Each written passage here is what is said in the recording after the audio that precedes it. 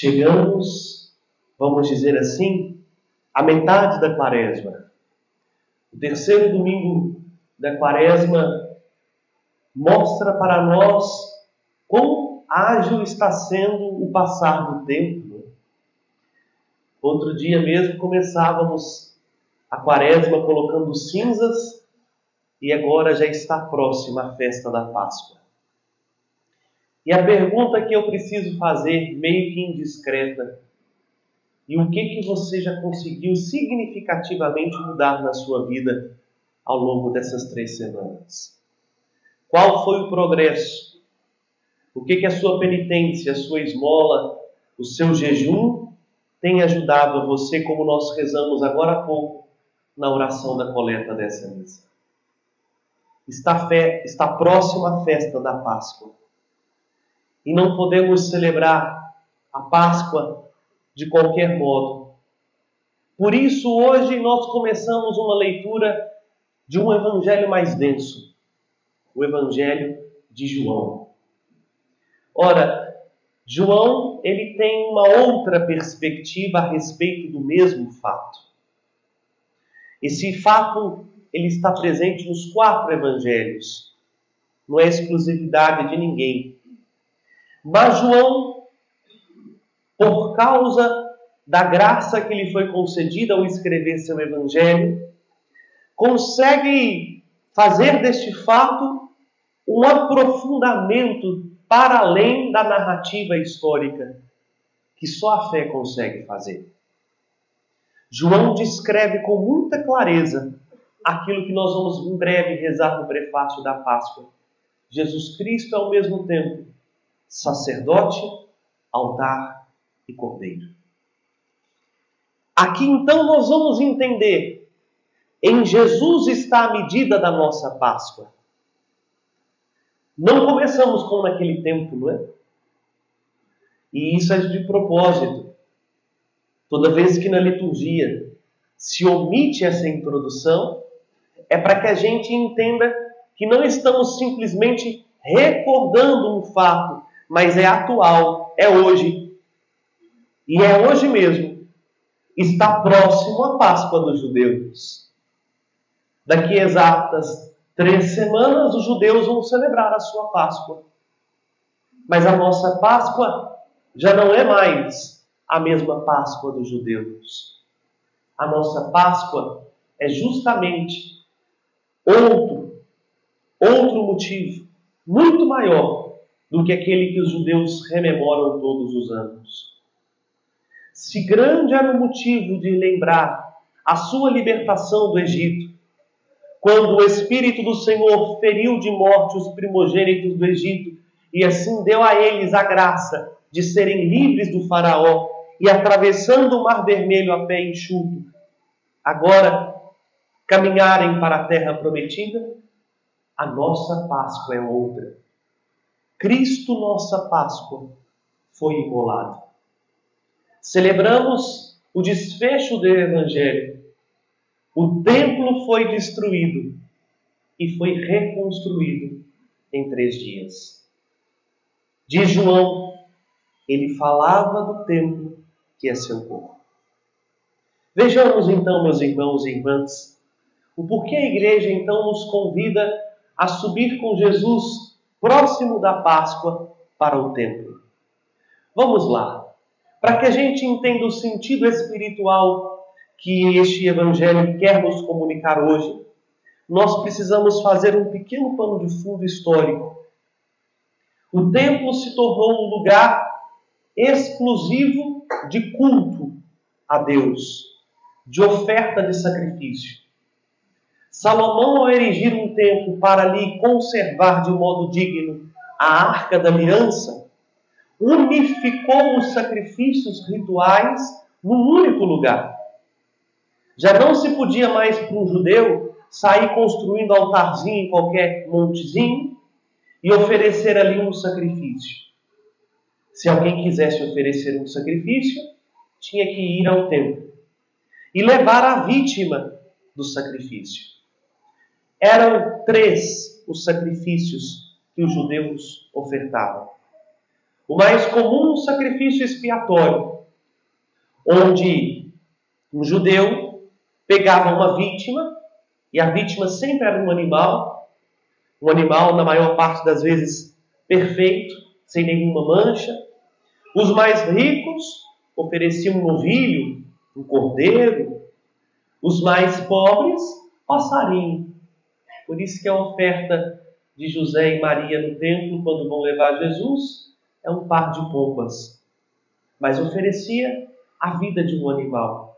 Mas vejam, o primeiro sacrifício, a primeira forma de sacrifício, era um sacrifício expiatório, onde o povo simbolicamente transferia a culpa que era sua para aquele animal, como que dizendo assim: o que é feito com este animal deveria ser feito comigo. E ali obtinha-se uma espécie de perdão dos pecados, se purificava dos seus pecados. A outra forma era uma forma que o Antigo Testamento chama de sacrifício pacífico, onde mais ou menos era assim: se ofertava o animal ao sacerdote, uma parte daquele animal era comido pelo sacerdote, a outra parte era queimada totalmente no altar. Claro, o sacerdote entendia, como eu e você entendemos, que nós não vamos nos matar. Quando o sacrifício pacífico ele era ofertado, quando alguém queria pedir algo, uma graça, uma espécie de promessa, eu ofereço a Deus uma parte do que é meu. E o sacerdote é quem oferece o sacrifício.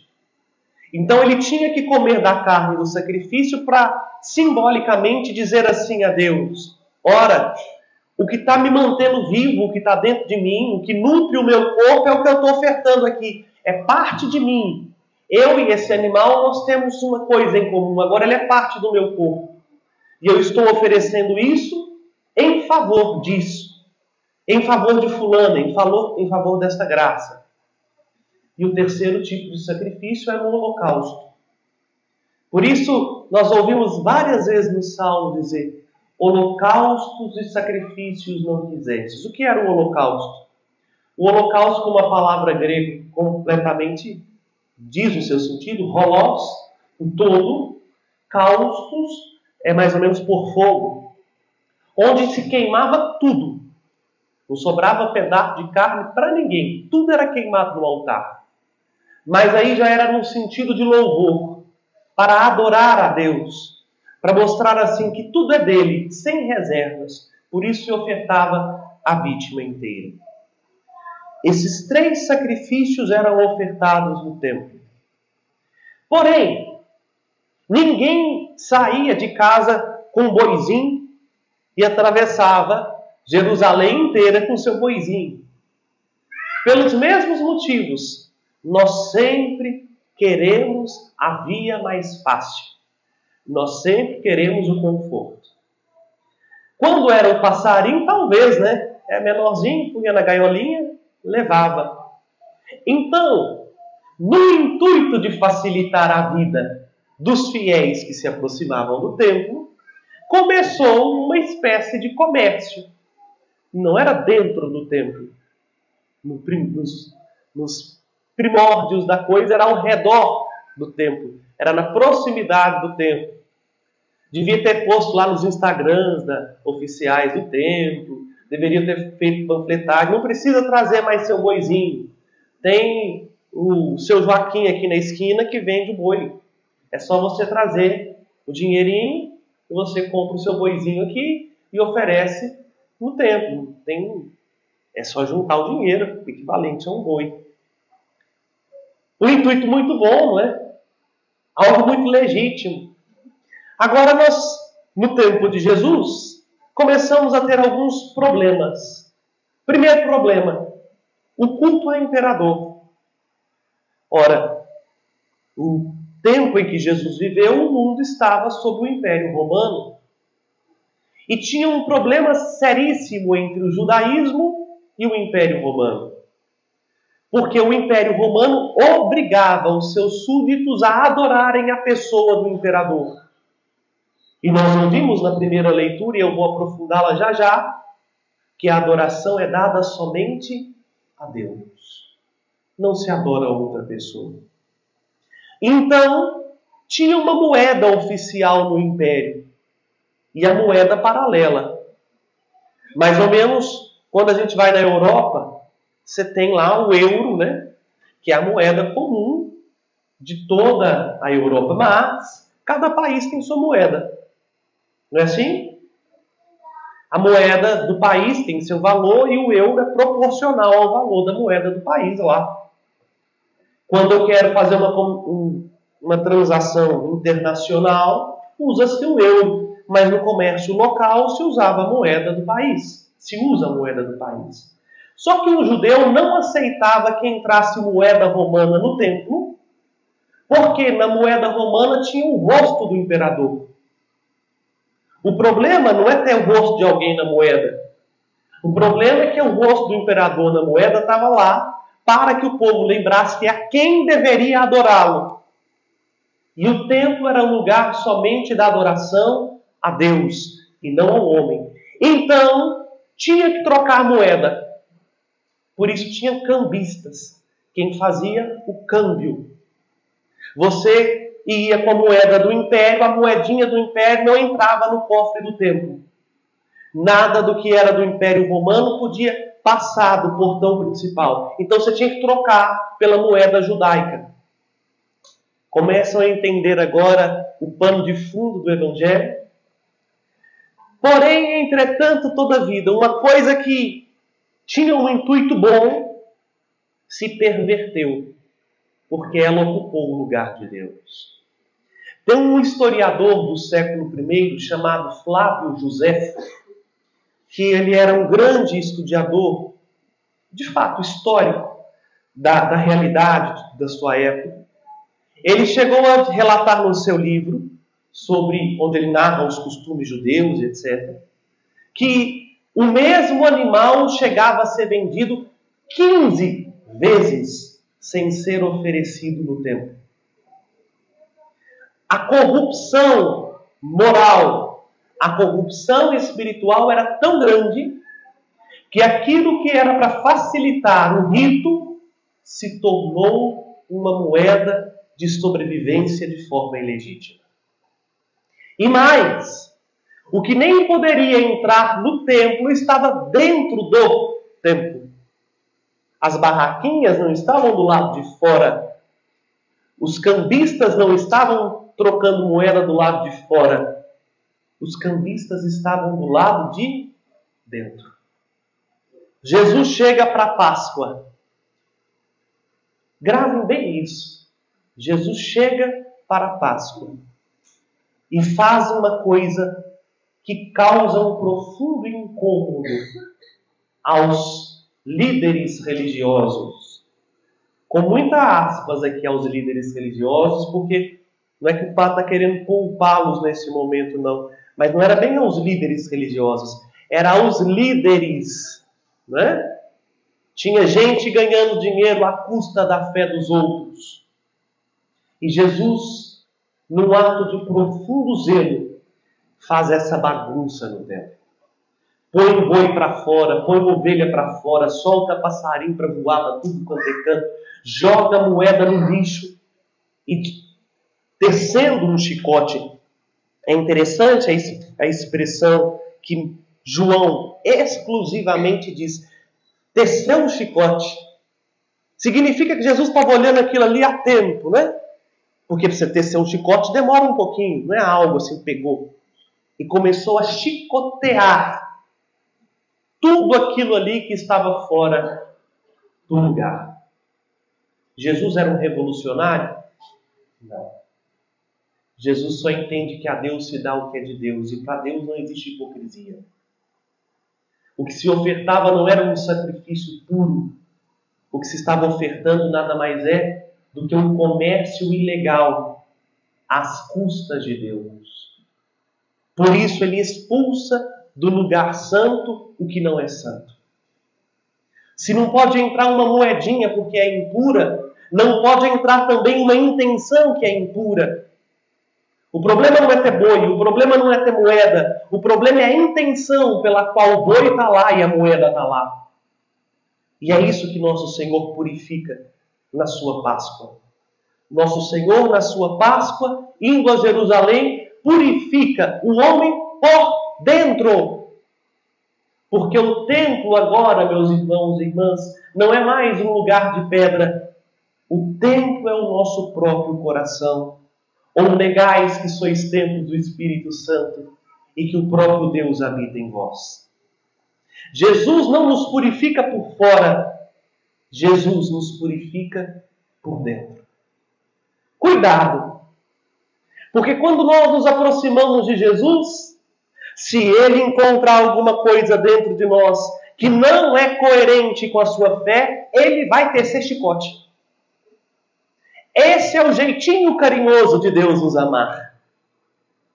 Padre, mas você está falando que Deus castiga, que Deus pune? Não, eu estou falando que Deus coloca as coisas em ordem.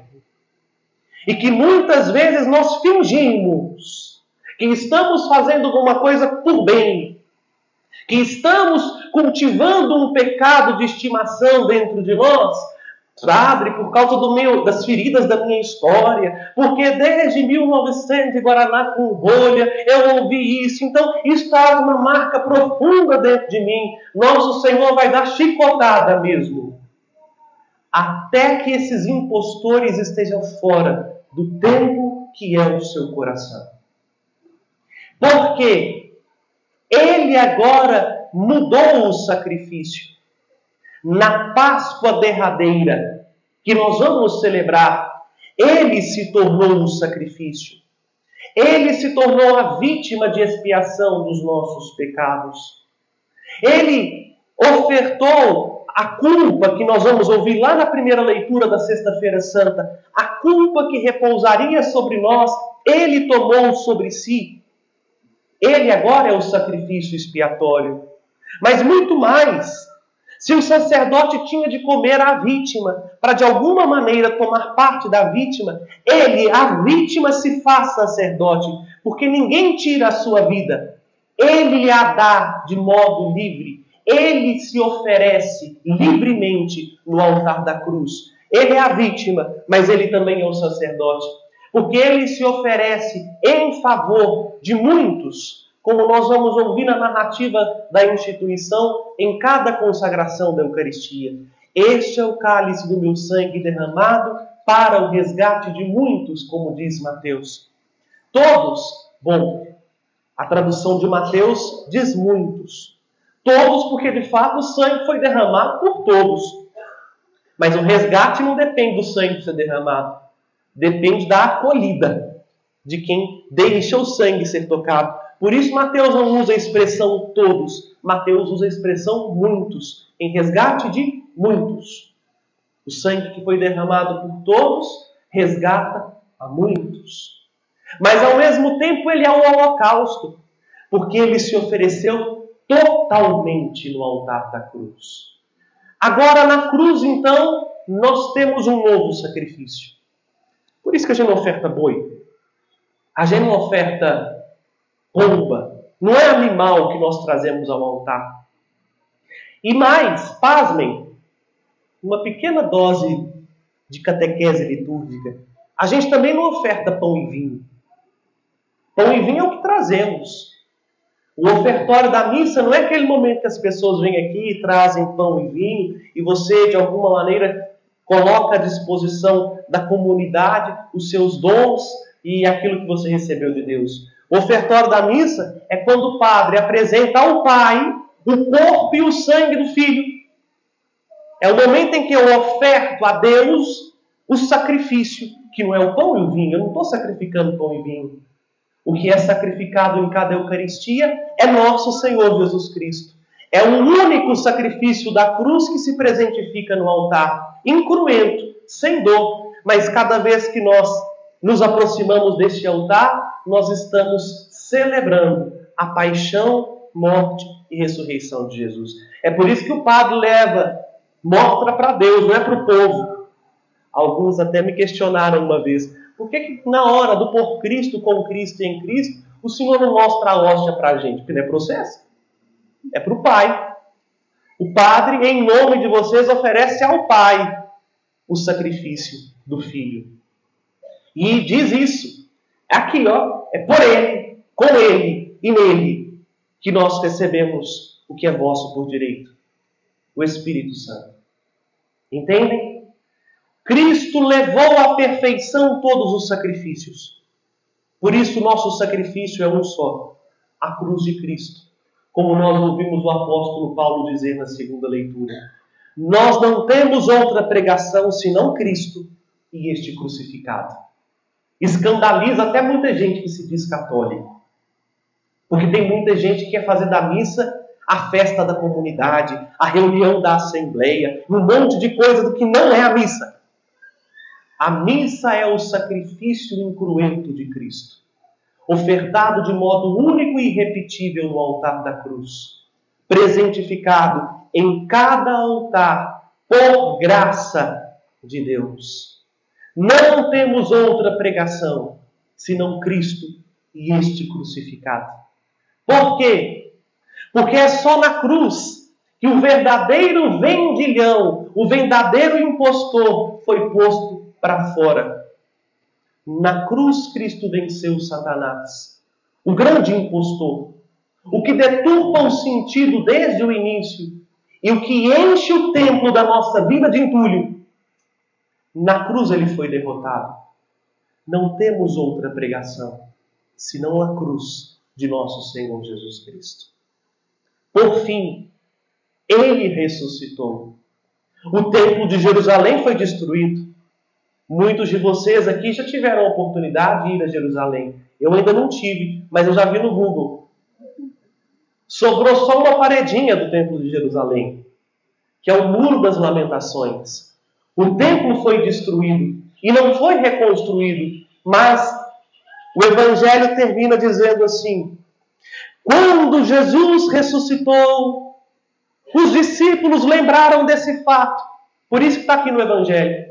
Porque ele lembrou. E aí eles entenderam a conclusão. Ele não estava falando do templo onde se oferecia o sacrifício. Porque não tem mais sacrifício a ser ofertado.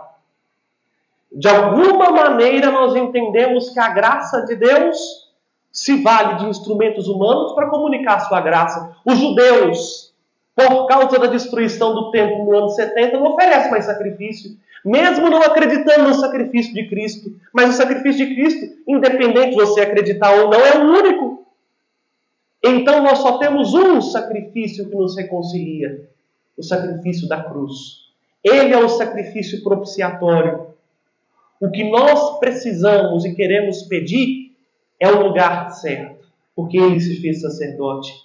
Ele é o nosso holocausto. O culto mais perfeito de adoração ao Pai. Porque não há adoração mais perfeita do que a oferta da vida do Filho.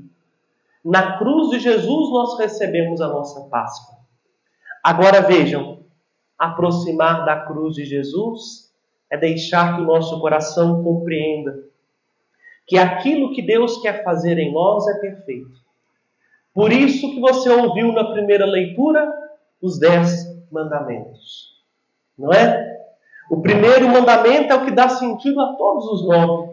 Por isso ele é o maior em extensão. Tem um monte de coisa falando aqui. Eu sou o teu Deus que te tirou do Egito, da escravidão. Não terás outro Deus além de mim. Não farás para ti nenhum outro Deus. Não colocará nada nem ninguém no meu lugar. Mas agora a gente entende que a medida é muito maior.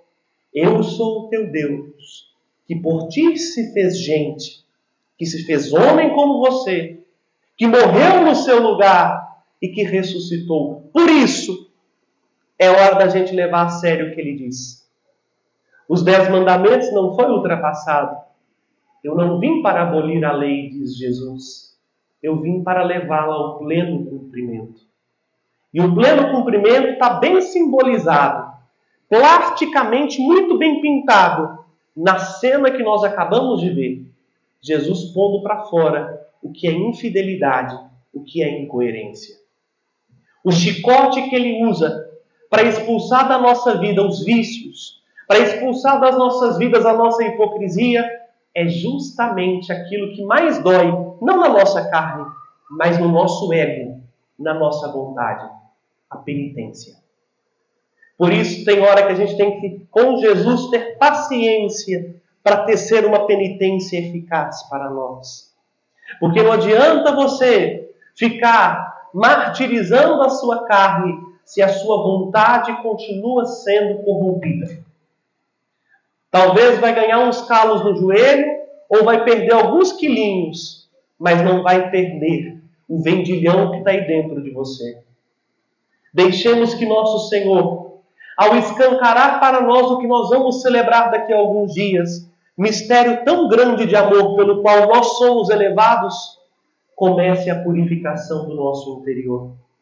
Porque Ele veio ao mundo para isso, para transformar a gente, não do lado de fora, mas do lado de dentro. Que a nossa penitência nos ajude, pela graça de Deus, a pôr em retirada toda a hipocrisia que insiste em permanecer dentro do nosso coração, para que nós possamos ser aquilo que nós verdadeiramente nos tornamos no batismo, templos de Deus, isto é, morada santa, habitação do Altíssimo, e não uma fachada religiosa para camuflar a nossa falta de conversão. Que o Senhor venha em auxílio com a força da sua paixão para vencer as nossas paixões e nos purificar, a fim de que, ao celebrarmos a sua Páscoa, sejamos nós, hoje, a fazer a experiência de ressurgir com Ele para uma vida nova. Louvado seja o nosso Senhor Jesus Cristo,